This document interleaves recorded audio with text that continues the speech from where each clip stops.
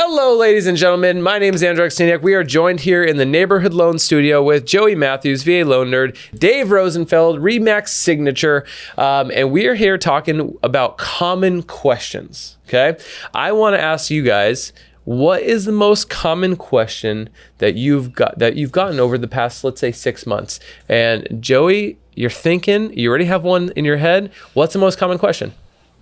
I think the most common question I'm getting is where are housing prices going? Where are rates going? Right. Okay. I think that's Good thing we have Dave here. Top of mind for everybody. Exactly. Right.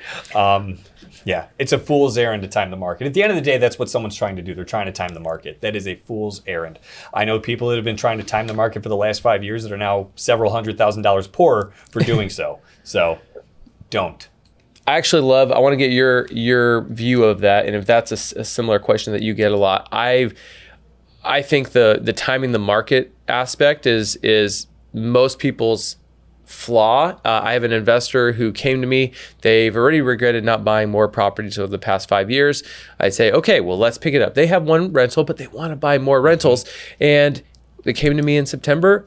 It's now February, and they still haven't picked up one because they're always finding reasons of why this doesn't work or overanalyzing. Ultimately, if you are picking up property, if you're buying your first home, a second home, your 10th home, the game is over time, picking up doors, getting your first house, just getting your second house, whatever that may be. Stop trying to time it because you're never going to time it perfectly. Mm-hmm. So, yes, I agree.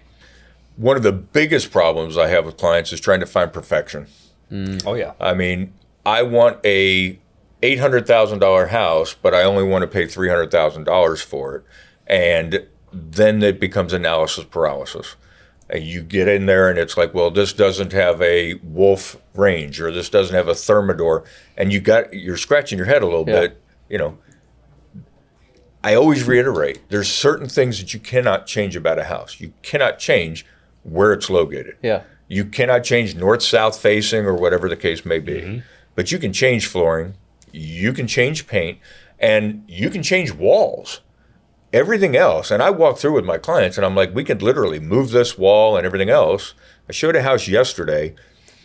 I felt ill when I left because it was just so dirty. I mean, honestly, this house was built in the 50s. It was terrible. But my client was like, what would it take to tear this apart? And I said, 2 dumpsters. And she looked at me completely confused. I said, look, you got friends. You're young. Literally, you put dumpsters out there and you just start smashing walls and ripping out carpet. Taking things apart is easy. Yeah. It's cheap. You got people to do that. Yeah. It's the rebuild. It's fun. It is fun. Oh man, you would talk about you ever take a sledgehammer to a wall? So, well, okay, if you have a client that is going through those emotions of trying to find perfection, what do you usually say to them? If this camera is that person, what do you say? Even a brand new $1 million home isn't perfect. That's what you have to remember. I have built a home for myself and my family from the ground up. And after you've lived in it for a day or a week, as you're getting closer to just close on the house, it's like, we should have done this. And we should have done that. There's no house that's perfect. And that's what you have to remember when you're shopping. Listen, if you are not 60 years old or older, you're not buying your final house, okay? You're buying a home to live in. It's not going to be this is forever home, okay? I literally built my house from the ground up. Hey, look at that. This is what happens when you get old. You forget you got your readers on. Did you think that was your final house at the time? I built it from the ground up with every intention of it being my final house. Literally, wide hallways. The stairwell was built so I could take the stairwell out and put in an elevator for when I'm old and crippled and in a wheelchair. The entire thought process was this is our final home. And then my kids and my grandkids moved to Las Vegas, Nevada, and my wife was bankrupting me on airplane tickets. Wow. So we moved closer. So now we're only 5-hour drive away from Las Vegas. And it's easy. But that was my retirement home. That's where we were going to live forever. Obviously, that's not the case. Now, the house I'm in now, I'm 60. It's going to be my forever house, all right? If I don't win the lottery, I'm dying in that house, all right? It will be haunted when I freaking get rid of it. All right. So stop trying to find perfection. Stop finding. I mean, finding perfection is finding reasons why not to buy. Not to buy. So here, you talk about one of our biggest problems. Yep. What I need my veterans to understand is we always talk about no down payment. You guys can do 100% financing. Look at me in the eye. You over there, look at me. That doesn't mean there's no out-of-pocket costs. I need you to know you have to have money in the bank when you buy a house. There is a cost for a earnest money deposit. Now, that earnest money deposit, typically 1%. So if you're buying a $500,000 house, you're putting $5,000 down in earnest money. You are going to have a home inspection. We'll call it $500. If there's a pool, it's going to be $600. You're going to have to pay for your appraisal. So we'll call it $500 or $600 as well. So there are costs out of pocket. Now, when you close, that earnest money deposit is either going to be, you choose, down payment or other closing costs, whether it's HOA fees or whatever the case may be. Could even come back to you. Yeah. Or it can come back to you. Oh, by the way, there's even down payment assistance programs to help with that, even on a VA loan. And we'll get into that we'll do a whole different segment on that. Yeah. But that's one of the things is that I have veterans come to me and say, wait, what do you mean I need $5,000? Yeah. Well, no, you're going to need more than that because it's not no cost. It's just you don't need 5 or 20% down. What's one of your biggest finds? Ooh, one of my biggest questions currently is I do work with a lot of investors, and I take great passion in helping people become investors and building wealth long term. And that could be just taking your first house, turning it into a rental, and buying your next house to live in and recreating that. It could be buying your first Airbnb. It could be buying your first second home that you subsidize half the month to pay for it. Any of those things, if that triggers you, get with this team right here so we can kind of strategize. But the key is how, this is my common question, how do I get more property over the next 15 years? And the best way to look at and answer that question is treat real estate like you do your 401k, your money market account that you trade in if you trade, your checking account, your savings account. What people forget to realize is that real estate, in this circle of life, you have all these different aspects of where money goes, and most people just forget to have real estate be a part of that. And so with that being said, you might think about how you budget your money every year, how much you put away, how much you put in your savings, your 401k, but you need to sit down with your real estate team, your lender, your real estate agent, even your financial advisor. I highly recommend it. And sit down and say, what is our plan over 15 years? How many properties would we like to have? Would we like to have maybe 5 properties, maybe 15 if you're aggressive, maybe 2? It could be, there's no wrong answer.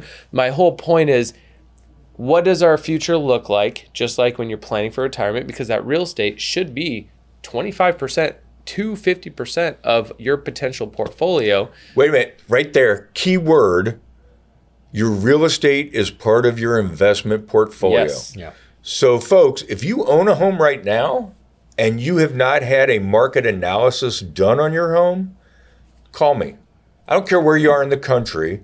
I know people literally everywhere. Yeah. If it's not here in Arizona, if it's here in Arizona, I'll do the analysis for you.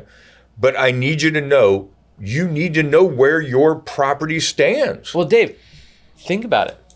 How many people in Arizona, if you look at their equity standpoint, how much their house is worth compared to what they owe, that delta, that equity, that makes up probably 80% of somebody's net worth. Absolutely. And so that is the validity to, if that makes up 80% of your net worth, why am I not thinking about that more in my future as opposed to, okay, how do I own more properties? And so just sitting down and actually getting with people who have done it, who deal with real estate, getting with a financial advisor, getting with loan officers who actually own property and play in that game, in that market, and saying, okay, what does your future look like? 5, 10, 15 years? what type of property is in that portfolio in a perfect world. Give me your craziest ideas. Give me your dreams. Here's one of the biggest things I have found with investors, though. And I don't mean people that own 30, 40, 50 doors. I'm talking about people that want to get their second door or their third door. They look at it as, this is my home. Mm-hmm. And you can't look at an investment property as your home. Yeah. You know, there are rentals out there that you may want to have, granite countertops and, you know, a Thermador oven or, you know, a jacuzzi tub. But most of our rentals are not necessarily at that level. A lot of rentals can be a KB home. You know, it doesn't have to be a Toll Brothers home or something like that. It doesn't have to be high end. You could have an entry level investment home that you're using as a rental. Yeah, you could have a property in Tennessee. You could have a property in Kentucky. Absolutely. What? You can have properties out of state where it might be lower cost. But the point is, actually have a game plan for how does real estate work in your retirement plan. How many properties would you like to own? Would you like to own a second home? Give your team your craziest dreams and then develop a path to get there. If you have no path, then what ends up happening is 15 years down the road, we hear clients say, crap, I wish I would have done something different. Mm-hmm. Every single time. Right? Every single time. And veterans, excuse me, forget the veterans. All right, I love you guys. But active duty guys, if you are currently stationed at Fort Bragg, I can say brag, if you're there, there are amazing investment opportunities. And I've got a phenomenal good friend who is airborne, and we'll get you a property at Fort Bragg. Breathe, man, breathe. I know you got a client looking there right now. If you want to, and you PCS from Bragg to Lewis, you turn your Bragg home into a rental and you buy a property at Lewis. And then when you go to San Antonio, obviously I'm talking about a medic because that's the only person that's going to all these places, right? But there, you buy a door everywhere you go, and then you turn it into a rental. Yeah. If you're doing 20, 30 years in the Army or Navy, whatever, you're going to end up with a half a dozen doors by the time you retire. You don't even have to worry about retirement income at that point. Yeah.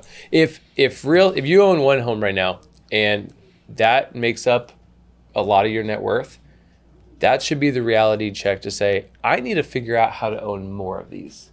How to own more of these properties. And so sitting down, developing a 5, a 10, a 15-year plan, specifically when it comes to real estate as part of your portfolio, and you know, how many homes, what does your future look like? That is my most common question. How do I do that? And the only way to figure that out is if you sit down with your real estate, mortgage, and financial team and develop a plan. We have access to conference rooms, folks. We can bring the whole team together, or we can do it by Zoom, whatever makes you happy.